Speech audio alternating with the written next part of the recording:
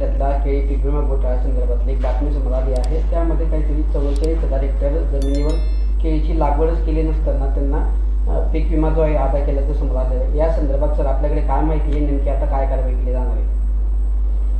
आपल्या इथे agricultural insurance company यांच्यामार्फत पीक विमा काढला जातो आणि त्याच्यामध्ये केळीच्या पीक विम्यामध्ये जवळपास 96,000 हेक्टरचा पीक विमा काढण्यात आला होता आणि त्यांच्याकडून आयुक्तालयाला सादर केलेल्या माहितीनुसार जवळपास 44,000 हेक्टरमध्ये केळी पिकाची लागवड दिसून येत नसल्याबाबतचा त्यांचा प्राथमिक अहवाल आहे आणि त्यामध्ये जवळपास 1,70,000चा तो विमा असतो आणि जवळपास 57,000 रुपये त्याचं प्रीमियम भरण्यात येतं।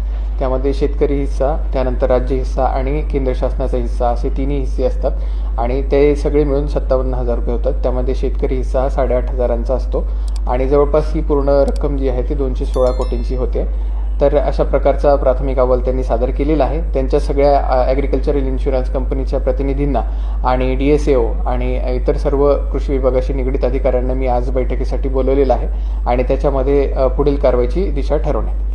सर, ज्या शेतकऱ्यांनी अशा पद्धतीने बोगस प्रकरणं सादर केलेली आहेत त्या शेतकऱ्यांवर गुन्हे दाखल करायची अशा सूचना देखील तुम्हाला कृषी आयुक्तांनी दिलेल्या आहेत?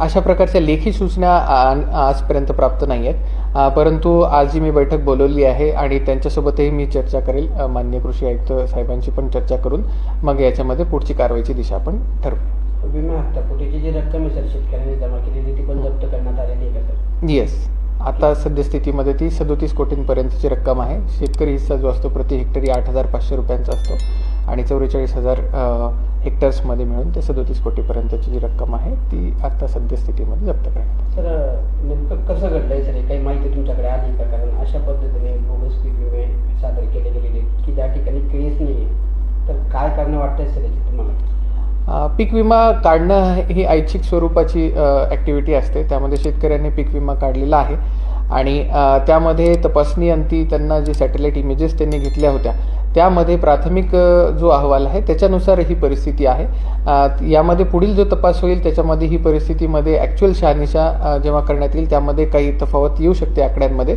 परंतु सद्यस्थितीमध्ये जो प्राथमिक अहवाल त्यांनी सादर केलेला आहे त्यामध्ये ही परिस्थिती